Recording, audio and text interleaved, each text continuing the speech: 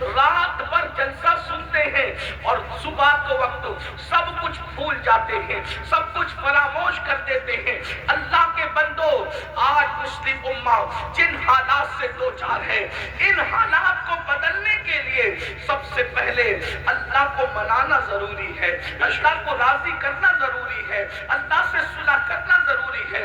بہت دور ہو گئے ہم اللہ سے، ایسا لگتا ہے رحمت خدا ہم سے روٹ گئی ہے، اللہ کی رحمتیں ہم سے روٹ گئی ہے۔ یاد رکھو، سب کو منانے والوں، سب کو منانے والوں، کبھی رب کو بھی تو منانے کی کوشش کرو۔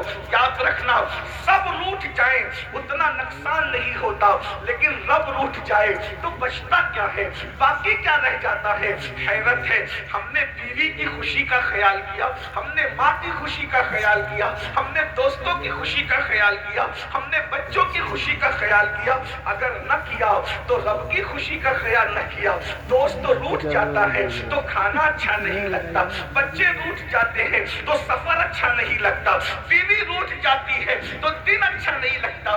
خدا کتنے دنوں سے روٹا ہوا ہے، آخر پھر کہیں کیسے لگا رہے ہو، زندگی کی بہاریں کیسے لوٹ رہے ہو؟ پتا چلا سب کی قدر ہے، اگر تمہارے پاس قدر نہیں ہے تو اپنے رب کی قدر نہیں ہے۔ میرا اللہ فرما رہا ہے قرآن میں، کیسے وہ شکایت کر رہا ہے تم سے، وما قدر اللہ حق قدری، تم نے اپنے رب کی وہ قدر نہیں کی جیسا کہ قدر کرنے کا حق ہے۔ اور یاد رکھنا، بلڈنگیں بنا لو، اسکولیں بنا لو، کالجز بنا لو، بزنس تیار کر لو، جائیداد بنا لو، کبھی تم کامیاب نہیں ہو سکتے جب تک کہ اپنے رب کو راضی نہ کرو، جب تک کہ اپنے اللہ کو راضی نہ کرو۔ آؤ شب برات کے اس مقدس موقع پر ہم اپنے اللہ کو منانے کی کوشش کریں۔ بہت گناہ کر چکے، میرا اللہ فرماتا ہے یا ایھا الذین آمنوا توبوا الی اللہ توبۃ نصوحا، اے ایمان والو ایسی توبہ کرو جو آگے کو تمہارے لیے نصیحت ہو جائے۔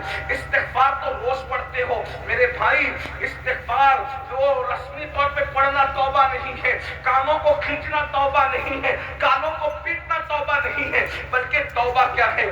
نادم ہو جانا، شرمندہ ہو جانا، اپنے گناہوں پر نادم ہونا، شرمندہ ہونا، اور آئندہ اپنے اللہ سے وعدہ کرنا، کسی اور سے نہیں، اپنے اللہ سے وعدہ کرنا، آئندہ میں گناہ نہیں کروں گا، اور گناہ پر قائم نہ رہنا، گناہ کو چھوڑ دینا۔ یہ توبہ کے یہ 3 لوازمات ہیں۔ میری بہنیں بھی موجود ہیں، میری بہنوں آؤ، اللہ اکبر، اگر فلسطین یا دوسرے ممالک کی بہنیں چاہے وہ قصب کرسی میں زندگی گزار رہی ہے، تباہی اور بربادی کا شکار ہے، تو یہ نہ سمجھنا کہ میں بہت عیش میں ہوں، میں بہت عشرت میں ہوں۔ یاد رکھنا، پڑوسی کا گھر اگر جلے اور اس کو نہ بجھاؤ تو تمہارے گھر میں بھی آگ لگ سکتی ہے۔ اور میری بہنوں آؤ، ہم سب اللہ کو منائیں، بھائیو آؤ اللہ کو منا کر دیکھو۔ ایک دن تم اللہ کو منا لو، اللہ تمہاری دنیا کو بھی جنت میں تبدیل کر دے گا، وہ تمہیں روزی بھی دے گا، وہ تمہیں رزق بھی دے گا، وہ تمہیں عزت بھی دے گا، وہ تمہیں سربلندی بھی دے گا،